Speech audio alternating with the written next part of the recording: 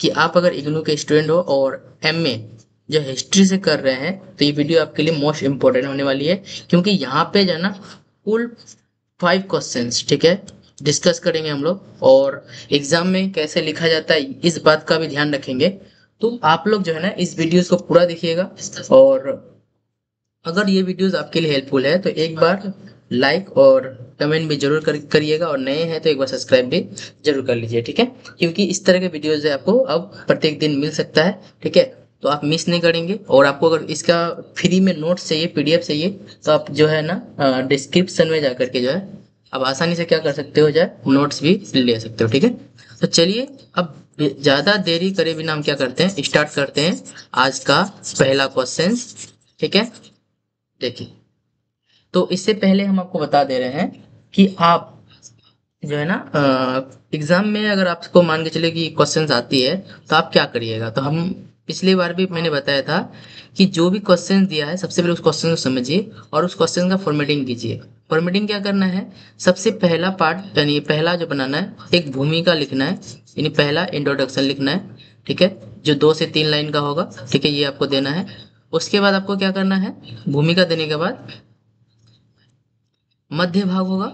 मध्य भाग में क्या बताएंगे, उस वो सारी बातें को बताएंगे जो क्या होगा ना, मतलब उस बात को बताएंगे जो आपके क्या है कि उस क्वेश्चन में पूछा गया है। और लास्ट में क्या देंगे, निष्कर्ष देंगे। समझ गए।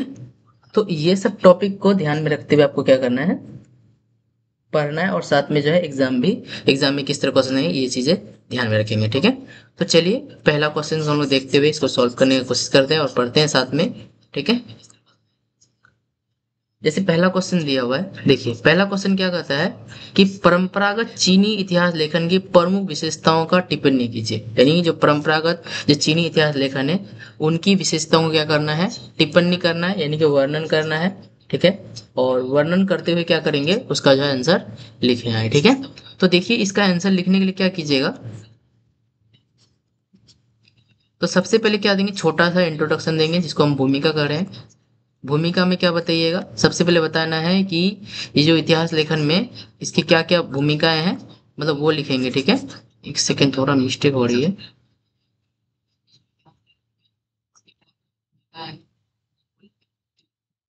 देखिए पहले क्या देंगे, एक भूमिका लिखेंगे, ठीक है। भूमिका में बताइएगा कि परंपरागत चीनी इतिहास लेखन विश्व की सबसे प्राचीन और निरंतर विकास होने वाली परंपराओं में से एक मानी जाती है। ये क्या है, विश्व की जो है ना सबसे प्राचीन है ना, विश्व की सबसे प्राचीन, ठीक है, प्राचीन और निरंतर विकसित होने वाला, ठीक है, निरंतर मतलब लगातार, निरंतर विकसित होने वाला क्या है, विकसित होने वाली परंपराओं में से एक माना जाता है। ये जो है ना केवल घटनाओं का विवरण नहीं देता है, ठीक है, ये केवल सिर्फ घटनाओं का विवरण नहीं देता है, बल्कि क्या करता है बताओ तो, ये जो है ना राज्य नैतिकता और सामाजिक अनुशासन का भी एक दस्तावेज के रूप में हमारे सामने प्रस्तुत करता है, ठीक है, जो जरूरी है, ठीक है। इतिहास लेखन में बहुत ज्यादा इंपॉर्टेंट है, निरंतर विकसित होने वाली ये मानी जाती है। और ये सिर्फ और सिर्फ एक घटनाओं के बारे में से जानकारी नहीं देती है, बल्कि राज्य कैसे चलाया जाए, उसकी नैतिकता, समाज का अनुशासन में कैसे बांधे रखा जाए, इन सभी चीजों का एक क्या है, कुल मिलाकर के दस्तावेज है, ठीक है। क्या ये कुल मिलाकर के एक दस्तावेज के रूप में सामने आता है, ठीक है। उसके बाद मुख्य भाग में आप बताइएगा चीनी इतिहास लेखन की जो जड़ें है ना किससे जुड़ी है, कन्फ्यूशियसवाद से जुड़ी हुई है, ठीक है। देखिए कन्फ्यूशियसवाद क्या होता है, इसके बारे में आपको मैंने पिछले वीडियोस में बताया था। अगर आपने वो वीडियोस नहीं देखी है तो एक बार जाकर जरूर देख लीजिएगा, क्योंकि बहुत ज्यादा इंपॉर्टेंट है। देखिए सबसे पहले कोई भी टॉपिक का अगर आपको जड़ मालूम होता है ना तो उसका आंसर आप आसानी से दे सकते हो, ठीक है। कन्फ्यूशियसवाद क्या होती है, उनमें क्या क्या विचार थे, वो सब चीज के बारे में हमने बताया था, ठीक है। तो बताइएगा चीनी इतिहास लेखन की जो सबसे जो प्रमुख जड़ है वो क्या, कन्फ्यूशियसवादी विचारों में छिपा होता है, ठीक है। जहाँ इतिहास को शासन की वैधता सिद्ध करने और समाज में अनुशासन बनाए रखने का क्या माना जाता है, एक उपकरण की तरह माना जाता है, ठीक है। मतलब समाज में कैसे वैधता सिद्ध किया जाए, कैसे मतलब उसको जो है अनुशासन प्रिय बनाया जाए, है ना। वो जो है ना क्या करता है, एक मतलब क्या करता है, अनुशासन बनाए रखने का एक उपकरण माना जाता है, ठीक है। अब यहाँ पे जो भी इतिहासकार होते थे, आपको मैंने बताया था जो भी इतिहासकार होते थे वो सम्राट के अधीन होते थे, ठीक है। तो सम्राटों के अधीन नियुक्त राजकीय इतिहासकार को जो है ना प्रत्येक इसमें जो है ना पहले क्या करना पड़ता था, उसको बताना पड़ता था। शासन काल का क्या मिलता है वहां पे, उल्लेख मिलता है, ठीक है। जो भी इतिहासकार होते थे ना वो सम्राट के अधीन होते थे। जो भी इतिहासकार थे वो किसके अधीन होते थे, ये सम्राट के अधीन होते थे, है ना। किसके अधीन होते थे, सम्राट के अधीन। और सम्राट के अधीन होने के कारण जो है ना इसमें क्या होता था, मतलब जो भी राजा उस समय हुए थे उन सभी राजाओं को क्या मिलता था, पूर्ण मतलब जानकारी मिल जाता था, ठीक है। उसके इतिहास को जो है ना क्या माना जाता था, यहाँ पे पवित्र कर्तव्य समझा जाता था। यानी कि चीनी इतिहास लेखन में जो है ना इतिहास लिखना क्या माना जाता था, एक पवित्र कर्तव्य, है ना। ठीक है, क्या माना जाता था, उसको पवित्र कर्तव्य माना जाता था, ठीक है। ये चीनी इतिहास की, ठीक है। इनकी अगर विशेषताओं पर बात किया जाए तो एक सेकेंड रुक जाइए। विशेषताओं पर बात किया जाए, देखो अगर इसकी विशेषताओं पर बात करें हम लोग तो नंबर एक लेते हैं। अगर क्या बोलता है, राजकीय स्वरूप इतिहास लेखन राज्य के संरक्षण में होता था। जो भी मतलब इतिहास लिखा जाता था किसके संरक्षण में होता था, राज्य के संरक्षण में, ठीक है। है ना, राज्य के संरक्षण में होता था। उसके नैतिक दृष्टिकोण की अगर बात किया जाए तो इतिहास से शासन और समाज के लिए शिक्षा दी जाती थी कि हम मतलब हमारे जो पूर्वज थे, हमारे जो अतीत में जो चीजें हुई है उसका सम्मान करना है, और समाज को जो है ना एक नैतिक शिक्षाओं के रूप में क्या करा जाता था, जोड़ा जाता था, ठीक है। ये बातें वहां पे ध्यान में रखी जाती थी। अगर मान के चलो कालक्रम का बात किया जाएगा तो घटनाओं को क्रमवार मतलब क्रमवार दर्ज किया जाता था। यानी कि जो भी घटनाएं घटित हो रही थी उनको क्या किया था, क्रमवार, क्रम मतलब सीक्वेंस में, मतलब जो है इतिहास को लिखा गया था, कहाँ का, चीनी इतिहास लेखन में, ठीक है। उसके बाद राजवंशीय परंपरा पर बात किया जाएगा, ठीक है। तो प्रत्येक वंश पिछले वंश का इतिहास लिखता था। जो भी वंश होते थे, यानी कि जो मान के चलो कि अभी कोई राजा मतलब जो है अपने शासन में आ गया, तो वो जो राजा वर्तमान में बना है, तो पिछले वाले जो वंश होते थे उनके बारे में क्या करता था, इतिहास को मतलब जो है लिख करके रखता था, ठीक है। ये चीजें यहाँ पे बताई गई, ठीक है। उसके बाद इतिहासकारों ने से अपेक्षा की जाती थी कि वे निष्पक्ष हो, ठीक है। जो भी इतिहासकार होता था इनसे क्या समझा जाता, क्या अपेक्षा किया जाता था, जब इतिहास लिखा जाता था ना तो समझा जाता था कि वो क्या, वो निष्पक्ष, निष्पक्ष मतलब किसी का भी पक्ष लेकर के, ये नहीं कि मतलब जो इतिहास को लिख दिया गया, इतिहास की किताब छाप दी गई, है ना, वो क्या था, निष्पक्ष था, किसी के तरफ नहीं, मतलब न्यूट्रल टाइप का, है ना। तो ये सब चीजें क्या कराता था, वहां पे ध्यान में रखा जाता था, ठीक है। तो क्या था, वो निष्पक्ष थे। ये चीजें यहाँ पे ध्यान में रखा गया। उसके बाद महत्वपूर्ण ग्रंथों का अगर बात किया जाए तो इसमें भी कई सारे ग्रंथ हुआ करते थे जो चीनी इतिहास लेखन में इंपॉर्टेंट है। जैसे समाज छेनकी द्वारा लिखी गई सिक्की, क्या था, सिक्की, सिक्की भी क्या था, उस टाइम का एक इम्पोर्टेंट ग्रंथ हुआ करते थे, ठीक है। उसके बाद मतलब जो है इस परंपरा का सबसे इम्पोर्टेंट नींव मानी जाती है, कहाँ का, चीनी इतिहास का, ठीक है। तो ये सब चीजें क्या था वहां पे ध्यान में रख करके जो है ना इतिहास लिखी जा रही थी, ठीक है। तो कुल मिला के देखा जाए तो इतिहास लेखन में जो है ना कई सारे मतलब भूमिकाएं जो है, मतलब भूमिकाएं जो है मतलब लिखी गई, इतिहास को मतलब आगे बढ़ाया गया, ठीक है। ये हो गया जा करके आपका मेन भाग में। ये पॉइंट को आप अधिकतर कोशिश कीजिएगा बुलेट पॉइंट में ही ज्यादा लिखिएगा, ठीक है। बुलेट पॉइंट में लिखने से ये होता है कि आपको जो है ज्यादा मतलब जो है दिक्कत नहीं होता है एग्जाम में लिखने में, ठीक है। और आप पूरा लिखने बैठ जाएंगे तो आपको जो है समय भी कम मिलेगी और आप आसानी से नहीं लिख पाओगे, ठीक है।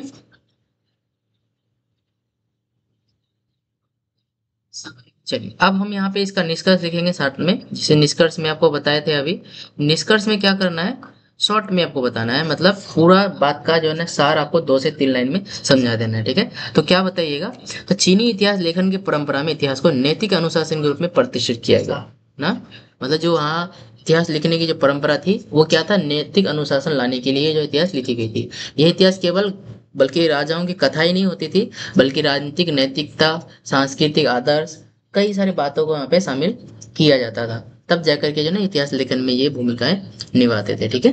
तो ये हो गया इस टॉपिक से जो है ना ये इंपॉर्टेंट क्वेश्चन था, इसको हमने डिस्कस करने की कोशिश किया है। उम्मीद करते हैं आपको समझ में आया होगा, और समझ में आए तो एक बार लाइक भी जरूर कर दीजिए, ठीक है।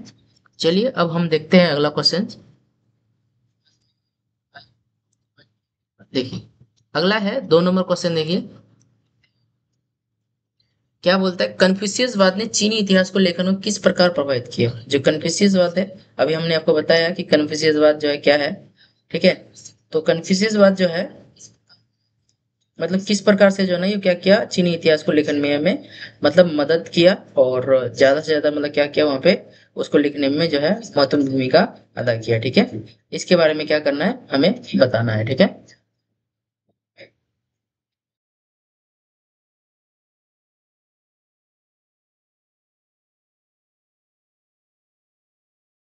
चलिए अब हम इसको क्या कर लेते हैं, डिस्कस करते हैं कि कन्फ्यूशियसवाद ने चीनी इतिहास लेखन को किस प्रकार प्रभावित किया।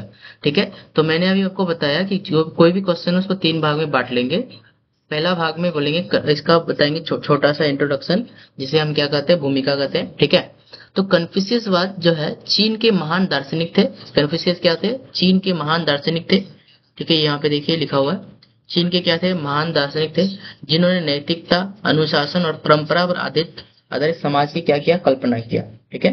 कैसे आधारित मतलब कैसा समाज की कल्पना किया कन्फ्यूशियस ने, नैतिकता, अनुशासन और परंपरा पर आधारित जो है समाज की कल्पना करता है, ठीक है। उनके विचारों ने केवल शासन प्रणाली बल्कि इतिहास लेखन की दिशा भी निर्धारित किया, है ना। उनके विचार ने क्या किया, शासन प्रणाली बल्कि इतिहास लिखने की दिशा में क्या करता है, महत्वपूर्ण भूमिका निभाता है। वो एक मतलब डायरेक्शन मतलब देता है, जिसके बाद से क्या करते हैं, इतिहास लिखने में जो है महत्वपूर्ण भूमिका सभी इतिहास का निभाते हैं, ठीक है। तो देखिए अब यहाँ पे हम लोग को देखना है इसका मुख्य भाग में क्या लिखेंगे। देखिए मुख्य भाग में देखिए कन्फ्यूशियस ने कहा कि इतिहास समाज और शासन के नैतिक दर्पण है ना। क्या कहता है कन्फ्यूशियस, देखिए इतिहास समाज और शासन के लिए क्या है, नैतिक दर्पण है। मतलब जो है हम अपने कैसे मतलब समाज को लेके जाएंगे, किस तरह से हमारा समाज जो है अच्छा होगा, ये क्या था उसने मतलब एक दर्पण के रूप में देखा। बोला कि आप इतिहास को अगर देखोगे तो वहीं से हमें क्या होगा, इसको चलाने की सीख मिलेगी, ठीक है। जहां से हम इसको क्या कर पाएंगे, आगे जो है बढ़ा पाएंगे, ठीक है। ये चीज यहाँ पे क्या करते हैं, बताते हैं। उसके बाद उन्होंने माना कि अतीत से शिक्षा लेकर वर्तमान को सुधारा जा सकता है, ठीक है। मतलब आप अपना अतीत को देखिए और अतीत से सीख लेना है आपको, और सीख लेकर क्या कर सकते हो, वर्तमान को क्या कर सकते हो, सुधार सकते हो, और आने वाला भविष्य जो है उसको क्या कर सकते हैं, उन्नत कर सकते हैं। मतलब कहने का मतलब उन्नत करने का मतलब हुआ कि आप उसको जो है अच्छा बना सकते हो, ठीक है। तो ये चीजें वहां पे बताया। उनकी शिक्षाओं के अनुसार कई बातों को यहाँ पे ध्यान में रख करके बातें की जाती है। जैसे इतिहास को मानव कर्मों की नैतिक समीक्षा के रूप में देखा जाता है, ठीक है। ये जो मानव जो कर्म है यानी मनुष्य ने जो कर्म किया है उसको किस रूप में देखा जाता है, तो वो नैतिक समीक्षा के रूप में देखा जाने लगा उसका। और शासक को क्या मान गया, स्वर्गीय आदेश माना गया, ठीक है। जो भी शासक था, शासक मतलब जो राजा होते थे, उसको क्या माना जाता है, स्वर्गीय आदेश, यानी कि सोचो कि एक प्रकार का भगवान का आदेश मान करके मतलब जो है उसका आदेश को मानता था, ठीक है। और इतिहासकार को निष्पक्ष होकर के सत्य का पालन करना चाहिए। ये क्या बात क्या, कि जो भी हम मतलब जो भी इतिहास लिखेगा, इतिहासकार को कैसा होना चाहिए, निष्पक्ष होना चाहिए और सत्य का पालन करना चाहिए। जो भी सही है वो सही को बताना है, और जो गलत है सो गलत को बताना है, ठीक है। तो कन्फ्यूशियसवाद ने जो भी मतलब जो कन्फ्यूशियस का विचारधारा पर आगे चले, तो उसने इतिहास लेखन को निम्न प्रकार से क्या करता है, प्रभावित करता है, ठीक है। तो ये बहुत इंपॉर्टेंट व्यक्ति होता है कन्फ्यूशियस, ठीक है। तो तो कई तरह से प्रभावित करते हैं। सबसे पहला नैतिक उद्देश्य की अगर बात किया जाए, तो जो प्रत्येक घटनाक्रम था उसको नैतिक दृष्टि से क्या करता है, बोलते हैं इसको देखता है। कैसे रूप में देखता है, नैतिक दृष्टि से इसको क्या करा देता है, देखा गया। राजकीय दृष्टिकोण की अगर बात की जाए, तो शासन की नीतियों को नैतिकता से जोड़ा गया, यानी शासन करने का जो नियम मतलब जोड़ा गया वो किस पे जोड़ा गया, नैतिकता पर, ठीक है। ठीक है, किसके आधार पर, नैतिकता पर। उसके आदर्श आचरण का प्रतिपादन किया, और इतिहास में आदर्श शासकों और अधिकारियों को उदाहरण के रूप में प्रस्तुत करता है, ठीक है। निरंतरता की भावना अगर बात किया जाए, तो इतिहास में आदर्श शासक और अधिकारियों का उसके उदाहरण के रूप में प्रस्तुत किया। जो भी मतलब जो अच्छे शासक रहे उस टाइम के, उनको जो है ना अच्छे से क्या किया, मतलब जो है मतलब आगे बढ़ाने का कोशिश किया गया, ठीक है। उसके बाद निरंतरता की भावना, अतीत से वर्तमान और भविष्य को जोड़ने का प्रयास किया गया, ठीक है। मतलब जो भी चीजें हो रही थी उसको क्या किया, अतीत से लेकर के वर्तमान और भविष्य को भी क्या किया, साथ में जोड़ करके मतलब जो है तुलनात्मक अध्ययन करके जो है इतिहास को आगे बढ़ाया गया, ठीक है। तो इस प्रकार से जो है ना इतिहास लेखन में, चीनी इतिहास लेखन में जो है कन्फ्यूशियसवाद मतलब कई तरह से हावी रहते हैं, और इन्हीं लोगों की वजह से जो है ना एक मतलब कंटिन्यूअसली सीक्वेंस में जो है ना चीनी इतिहास के बारे में जानकारी हमें मिलती है। ठीक है, ये चीजें है। निष्कर्ष में आप बताइएगा। तो कन्फ्यूशियसवाद ने चीनी इतिहास लेखन को नैतिकता, अनुशासन और शिक्षा का मतलब डायरेक्शन दिया, मतलब जो है लोगों को जो शिक्षा के रूप में क्या किया, मतलब जोड़ा कि इतिहास का जो इतिहास जो है वो क्या है, एक शिक्षा के रूप में हमें उसको लेना है, मतलब उस एक मतलब ज्ञान के रूप में उसको क्या करना है, मतलब आगे बढ़ाना है। ठीक है, तो इस तरह से जो है ना उसको क्या किया, आगे बढ़ाने का कोशिश किया गया। ठीक है, तो इससे इतिहास केवल अतीत का दस्तावेज नहीं रहा, बल्कि राजनीतिक आचरण का एक मार्गदर्शन ग्रंथ बन गया। एक ग्रंथ के रूप में क्या करता है, सामने आ जाता है। कौन सा, चीनी इतिहास। ठीक है, ठीक है। तो इस तरह से आप क्या कर सकते हो, इन सवालों का जवाब जो है ना आसानी से दे सकते हो। अब अगला आते हैं, जो तीसरा नंबर क्वेश्चन है, जो एक ग्रंथ के बारे में जिसका नाम क्या है, सिक्की ग्रंथ। ठीक है, कौन सा ग्रंथ, सिक्की। ठीक है, तो चीनी इतिहास लेखन में क्या इंपॉर्टेंस है, इसके बारे में क्या करा जा रहा है, पूछा जा रहा है। ठीक है, तो इसमें हम लोग क्या करते हैं, इसको देखते हैं। ठीक है, देखिए, तो सबसे पहले भूमिका देंगे कि ये जो सिक्की ग्रंथ है किसके द्वारा लिखा गया है। तो सिक्की ग्रंथ जो है ना एक महान इतिहासकार थे जिसका नाम क्या था, इस्मा इस्मा छैन। ठीक है, इसके द्वारा रचित है, एक महान ग्रंथ है, इसके द्वारा लिखा गया है। इसे record of the great historian भी कहा जाता है। इसे हम लोग क्या कहते हैं, record record of the historian. ठीक है, हिस्टोरियन भी कहा जाता है। ठीक है,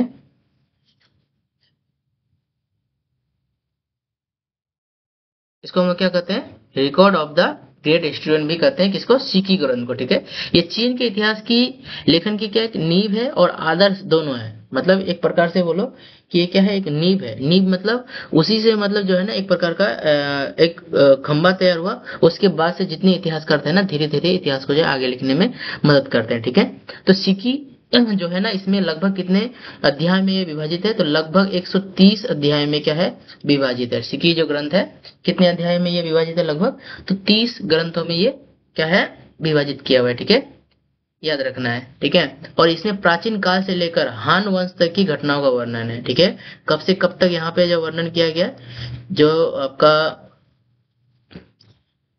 प्राचीन काल है वहां से शुरू करके, ठीक है, कहाँ तक, हान वंश तक भी क्या कराता है, इसका जो वर्णन किया जाता है। ठीक है, हान वंश तक। तो ये बहुत ही बड़ा मतलब एक प्रकार का क्या माना जाता है, महान ग्रंथ माना जाता है वहां के लिए। ये केवल राजकीय इतिहास नहीं है, वहां पे मतलब ये नहीं किया था कि किसी राजा के बारे में बस जानकारी दिया हुआ है।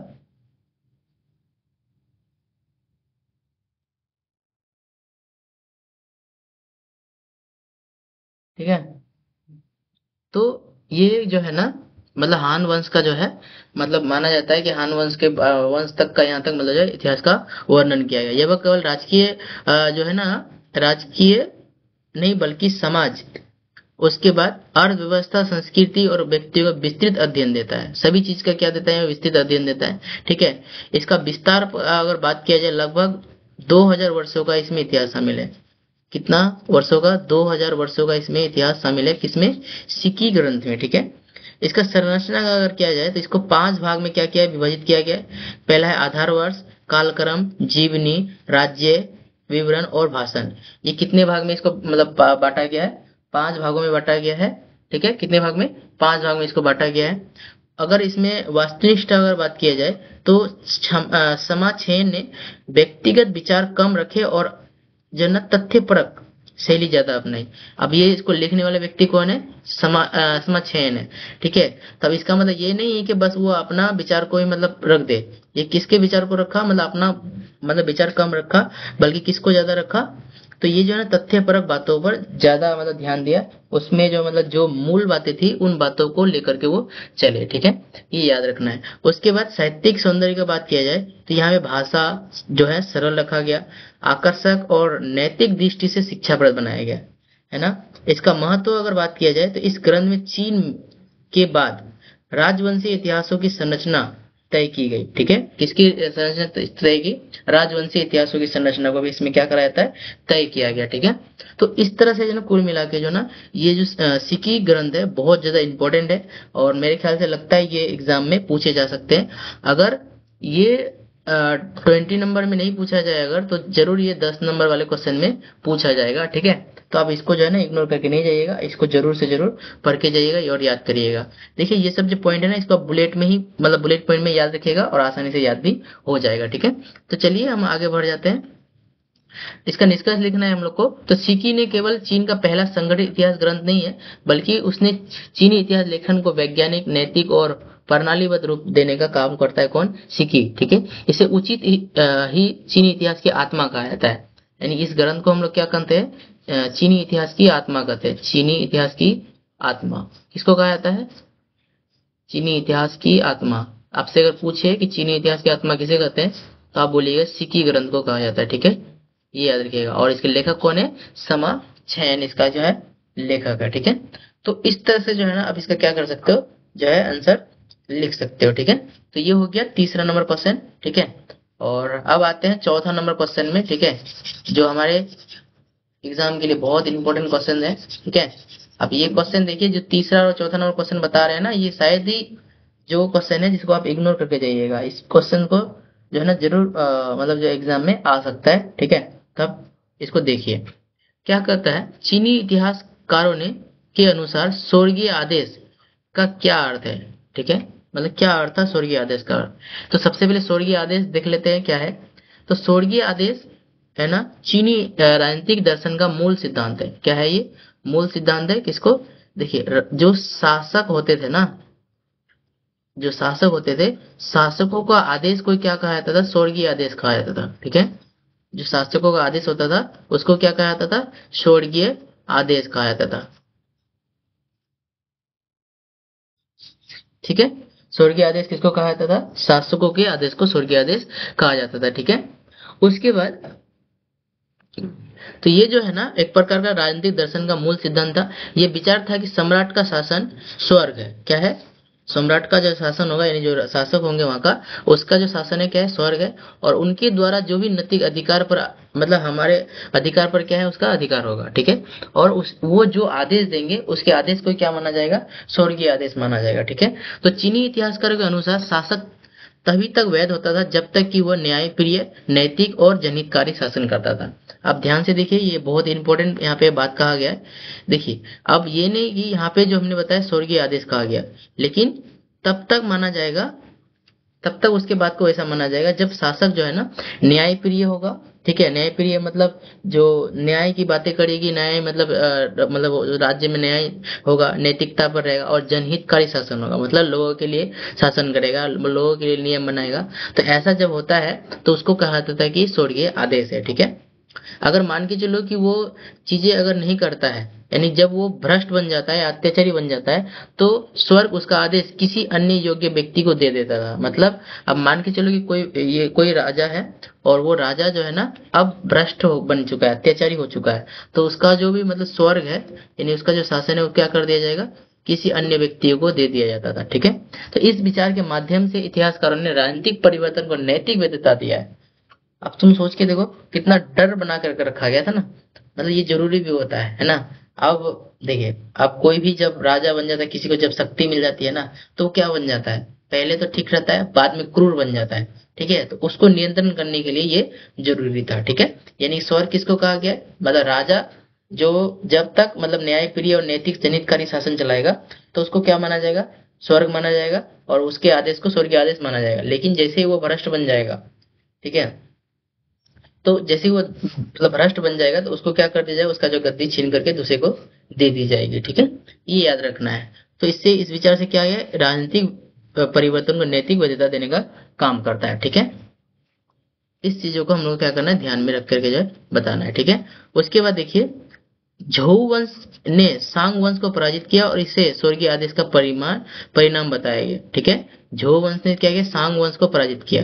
तो इसका मतलब ये है कि जो सांग वंश है, इसने जो है ना मतलब शासन सही ढंग से नहीं चला पाया। इस कारण से इसको क्या माना जाएगा? इसको माना जाएगा कि स्वर्गीय आदेश नहीं होगा, अब ये खत्म हो गया।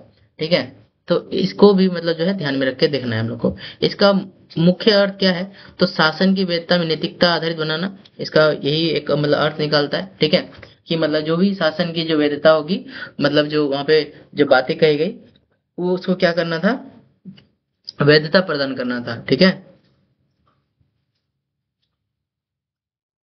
अब देखिए, शासन परिवर्तन को देवीय अनुमति माना गया। जो भी शासन का जो ये था उसको क्या माना गया, देवीय अनुमति माना गया। इतिहास में नैतिक मूल्यांकन का आधार माना गया।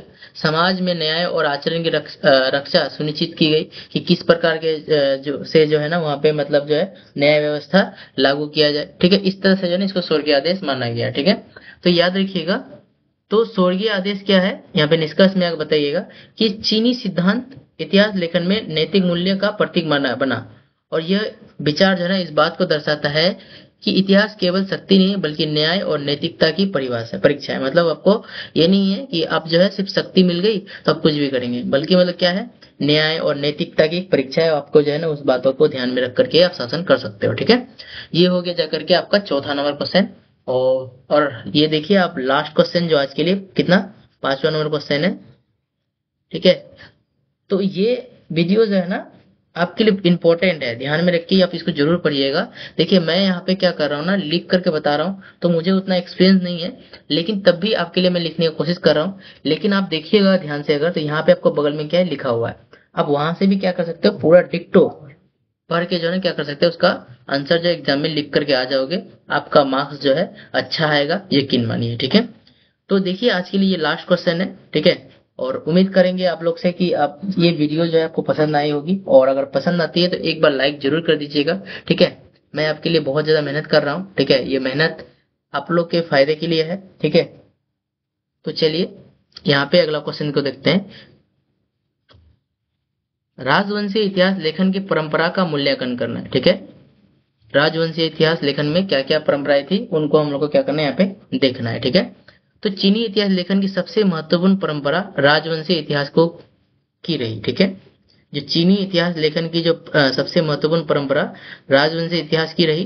ठीक है, प्रत्येक नए वंश के आरंभ में इतिहासकारों द्वारा पिछले वंश का आधिकारिक इतिहास लिखा जाता था। मतलब जो पिछले मतलब राजा होते थे, मान के चलो उसके जगह में दूसरे ने मतलब वहां पे गद्दी संभाल लिया, तो उसके जगह में क्या करता था, जो अभी का वर्तमान में जो राजवंश है, वो पिछले वंश का क्या करता था, इतिहास लिख करके रखता था। ठीक है, ये आप इसका परिचय दे दीजिएगा छोटा सा। और उसके बाद क्या किया, इसका मुख्य भाग देखिए। तो यह परंपरा समाछेन का जो ग्रंथ है, जिसका नाम क्या है, सिक्की, यहाँ से प्रारंभ हुआ और आगे चल के प्रत्येक वंश में जारी रहा। मतलब आगे जो है ना इसका पूरा पूरा इसमें जो है इसका क्या करता है, जारी रहता है। इससे चीन में इतिहास का एक सतत और व्यवस्थित और सरकारी रिकॉर्ड तैयार हो गया। अब देखिए कोई भी राजा अगर लिख करके रखता है, इसका मतलब क्या हुआ, एक व्यवस्थित तरीका बन गया। और वो जो है ना सभी के लिए क्या होगा, मतलब जो एक सरकारी रिकॉर्ड के रूप में काम करेगा। ठीक है, इनकी विशेषताएं क्या है, इनकी अगर मुख्य विशेषताओं पर बात किया जाए, तो प्रत्येक नया वंश अपने पूर्ववर्ती वंश का शासन का मूल्यांकन करता था। मतलब वो पहले वाले जो राजा होते थे उनके बारे में वो जानकारी लेता था, और उन जानकारियों से क्या करता था कि किस तरह से वो जो है ना शासन चला रहे थे। अगर सही बातें था तो उनके बातों को फॉलो करता था, अगर मान के चलो कुछ बातें गलत थी तो उनके बातों को नजरअंदाज करके मतलब आगे बढ़ जाते थे। ठीक है, तो इस तरह से क्या करते थे, वो इतिहास लेखन में महत्वपूर्ण भूमिका निभाते थे। ठीक है, अब आगे बढ़ते हैं। यहाँ पे देखिए, इतिहास लेखन आधिकारिक रूप से राजकीय नियुक्त इतिहासकारों द्वारा किया जाता था। मतलब इतिहास लेखन जो है आधिकारिक रूप से क्या करता था, राजकीय नियुक्त इतिहासकारों द्वारा किया जाता था। अब देखिए ये इतिहास लेखन में जो है ना सभी कोई नहीं लिखता था, बल्कि क्या होता था, आधिकारिक रूप से राजकीय नियुक्त, मतलब जिस राजा होगा वो मतलब क्या कर नियुक्त करता था, वही इतिहास को लिखते थे। ठीक है, इसमें राजनीतिक, सांस्कृतिक और सामाजिक घटनाओं का वर्णन होता था। मतलब यहाँ पे जो भी इतिहास लिखा जाता था वो राजनीतिक, सांस्कृतिक, सामाजिक घटनाओं का वर्णन होता था, सभी चीजें यहाँ पे बताई जाती थी। लेखन शैली औपचारिक, नैतिक और शिक्षाप्रद होती थी। मतलब जो भी बातें लिखी जाती थी वो क्या होता था, नैतिकता पर आधारित होता था। उसके बाद वो जो है शिक्षाप्रद होती थी, शिक्षा के तौर पर लिखा जाता था। इस परंपरा से ऐतिहासिक निरंतरता बनी रही। ठीक है, मूल्यांकन का अगर बात किया जाए तो इस परंपरा से चीन इतिहास का सतत क्रम बना रहा, और कभी कभी यह राजकीय दृष्टिकोण तक सीमित रहा, जिससे जनता की भूमिका कम दिखी। कहीं कहीं में ऐसा दिखेगा, लेकिन जो है अधिकतर क्या होगा, जनता की भूमिका दिखती है, यहाँ पे सभी चीजें बताई जाती है। निष्कर्ष का अगर बात किया जाए तो राजवंशी इतिहास लेखन ने चीनी इतिहास को, चीनी सभ्यता को एक दीर्घकालिक ऐतिहासिक स्मृति दिया, मतलब एक याद के रूप में बताया कि कितना मतलब जो पुराना है, ठीक है, कितना पुराना है।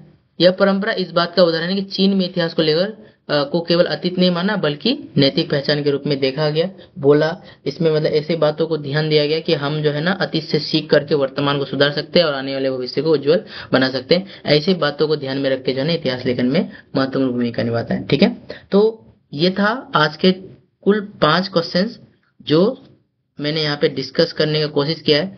अगर आपको ये वीडियोस में कोई भी क्वेश्चन डाउट लग रहा है, ठीक है, जिसमें आपको समझ में नहीं आया, तो आप एक बार क्या कीजिए, कमेंट में जरूर बता दीजिएगा कि आप जो ऐसे कर रहे हो वो सही नहीं है, ठीक है। तो हम इसको सुधारने का जरूर कोशिश करेंगे, ठीक है। और आपको तब भी समझ में नहीं आता है तो आप यहाँ पे क्या करिएगा, जो जो भी क्वेश्चंस है ना उन क्वेश्चंस को देखिए।